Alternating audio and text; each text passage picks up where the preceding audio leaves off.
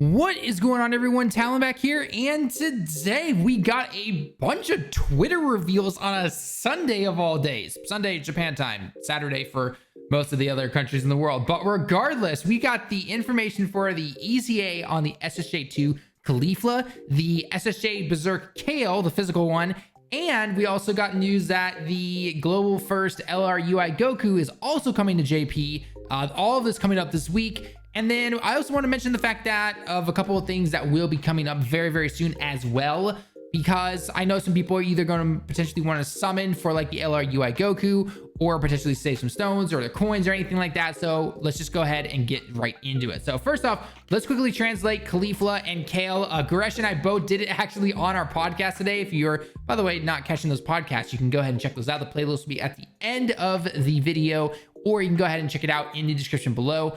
But yeah, we were just sitting there. We just literally started the legend stuff, and we both looked at our phones and we're like, oh, here we go. We gotta quickly translate this real quick, and we did. So anyway, Super Saiyan 2 Caulifla's leader skill. So this is, again, their EZA is gonna be very similar to the SSJ2 Angel Goku and the Majin Vegeta, the STR one, back when they got their EZA events together. So you just go through it once. It'll be a normal EZA event, 30 stones for everybody, and then you'll get the medals for both of them, okay? So anyway, Caulifla here is going to be all types, key +3, stats up 80%. So not a bad little decent leader skill right there. Passive skill though, attack up 120 and defense up 60. Okay. She'll have a high chance to dodge the enemy's attack. And when she gets super attack, or when someone super attacks her, she has a medium chance to counter that with tremendous power. Okay. Now, the thing with Caulifla you have to remember is that she can just dodge a super attack normally, or she can counter it, okay? And then obviously a normal attack, she just dodges, okay? So it's a high chance to dodge the enemy's attack. And then if one of those attacks happens to be a super attack, that's a medium chance there to then get, be the counter for it, okay? And remember, she can only counter super attacks. She can't counter normal attacks or anything like that. So do keep that in mind, all right? Then if you happen to have a Kale ally character on the same attacking rotation as the SSJ2 Caulifla here, she'll be super effective against all types, basically the Gogeta effect, okay? Now, generally with Kales here, it does mean that you can have someone like Berserk Kale, you can have, you know, Super Saiyan 2 Kale, the free-to-play int one who got her awakening and all that stuff. So there's a lot of different ones you can go ahead and use there. The ones from the tournament, there's the, you know, the really good one that stacks attack and defense. You can have all those different ones right there. So you can go ahead and use whatever Kale you want, but as long as you have a Kale on rotation with this SSJ2 Caulifla, then she is going to be super effective against all types, which is pretty cool. Then in terms of the super attack, she still does the supreme damage, but again, it's going to be the EZA extreme version of that. So it's basically like having normal immense damage. And then for 3 turns, she will increase her defense by 60%. So when she gets her super attack off, that's 60% extra defense right there for 3 turns. Obviously, an additional happens, that's even more. And then if you keep her on rotation, you can just keep that going. Her dodge potential in there and all that fun stuff. Yeah, very impressive. Very, very impressive SSJ2 Caulifla. And this is what I'm hoping. I'm going to talk about this in another video.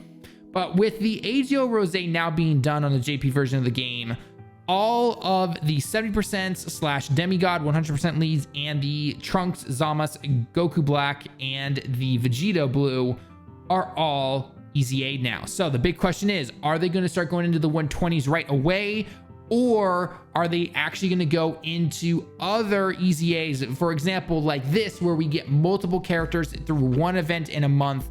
So maybe like next month, for example, we get something like, I don't know, you know, some Universe 6 characters, or we start getting, you know, some random SSJ Gohan with a Goten and a Trunks or something like that. You know, are they going to start doing that? Let me know your thoughts down below in the comments. Again, we'll talk about it later in a different video, but I really hope they do that. I really hope they don't go into the 120s just yet. Obviously, I know there are a couple of 120s that desperately need it. SSJ3 Broly that comes to mind, but it would be really nice if they started doing this, or if they are going to go into the 120 leads right away, do this as well. So have 2 EZAs per month like they had with June here, okay?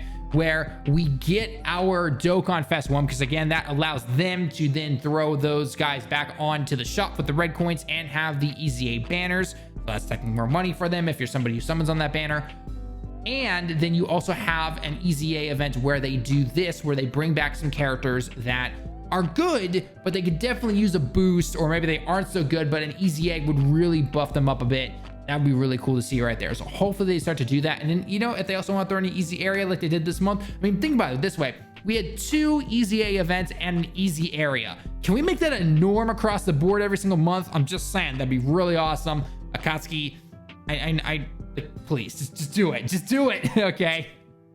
Anyway, let's continue on here. So that is the SSJ2 AGL Caulifla. This stuff should be coming out not tomorrow, Tuesday, Japan time. So it's currently the 14th, as you can see in the bottom right side there of the calendar on the computer screen.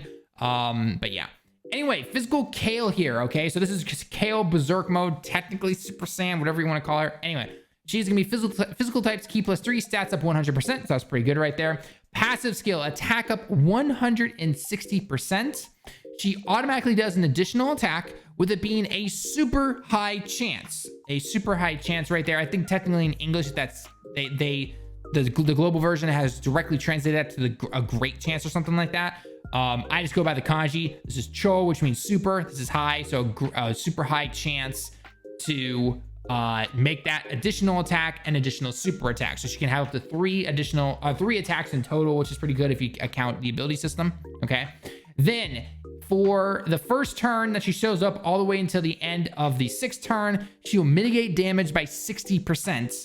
Then from the start of the 7th turn going on, if you want to continue to mitigate that damage, you have to get 6 physical orbs, okay? So this is very similar to something like the LR Broly trio, where if they collect 7 actual orbs, then they will dodge all the attacks. For Kale, however, though, it cannot be any orbs. It has to be all physical orbs. So you have to literally collect 6 physical orbs, not including Rainbow, obviously, and that will allow her to mitigate her damage still by 60%. So keep that in mind, okay?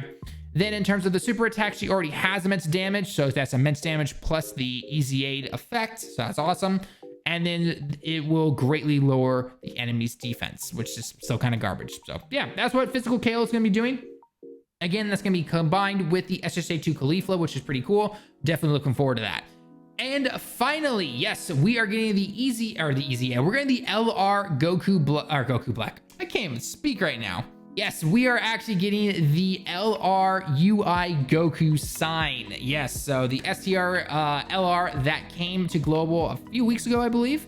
That guy is now coming to JP as well. So if you guys don't know what he does, if you have, I guess, been living under a rock, it is going to be the Realm of Gods category, Ki +4, stats up 130%, or Super STR Ki +4, stats up 100%, which is always good. Passive skill, attack and defense up 77%. And then for the first 7 turns, you have a super high chance to dodge the enemy's attack.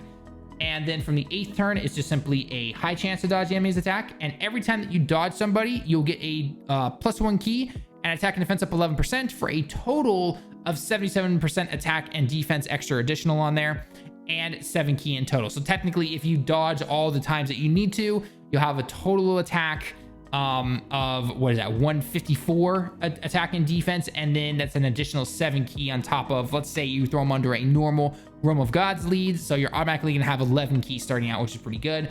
Key links are pretty good. He gets prepared for battle over in a flash, the Tournament of Power key link, Godly Power, Kamehameha, that kind of stuff. So, and then in terms of the super attack, it does both the same thing on the 18 and the 12 ki. You'll disable the enemy's guard and then do either colossal damage or mega colossal damage. So overall, obviously, a lot of people are very hyped about this guy because he's a very good card. I know a lot of global players love using him. So if you're going to summon for him, go ahead. His banner, just like it was on global though, probably going to be garbage. As you guys know, these LR banners are pretty garbage. So keep that in mind if you're somebody who wants to go for him, or if you're just going to wait and save your gold coins for when he returns, and then go ahead and snag him if you want to, okay?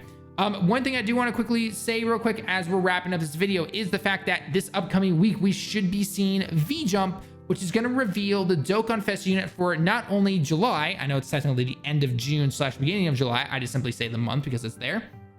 It'll be showing us the Dokkan Fest unit for July for that first week.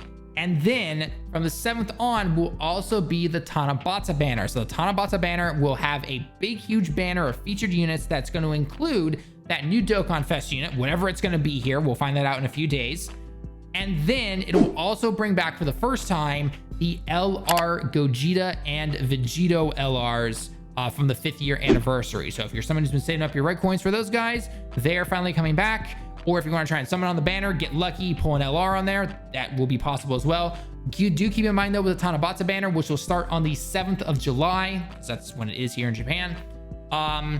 It will be tricky to pull one of those cards because there is probably going to be at least 30 plus featured SSRs on there. Yeah, it's pretty hard to get the exact cards you want. Obviously, with new animations though, we can potentially get an LR animation. If you get like the Vegito Blue animation, then you know you're going to be getting one of the potential LRs on there. I would not be surprised, however, though, if they also throw on something like the LR Gohan, the LR Cell, or the LR Vegito and Gogeta from year 3. We'll have to wait and see. Just keep that in mind though, if you're potentially saving your stones or something, because then also one last thing to mention real quick is the fact that near the end of August, we should be seeing the 350 million download celebration between both Global and JP. And generally those banners are pretty good. So yeah, we'll have to wait and see what's gonna happen there. But anyway, guys, that's me for the video though. Let me know your thoughts down below in the comments as always. Again, I know a lot of people are hyped for the UI Goku, but his banner's gonna be garbage. So definitely take it with a grain of salt and just be like, okay, maybe be a little cautious here. I'm definitely excited for the EZAs though. For these two ladies, definitely an improvement. We'll have to wait and see what they're gonna do for other EZAs going forward. Let me know all your thoughts down below in the comments. So anyway, guys, that's me for the video though. Until next time, everyone, I will see you all in the next one. Johnny.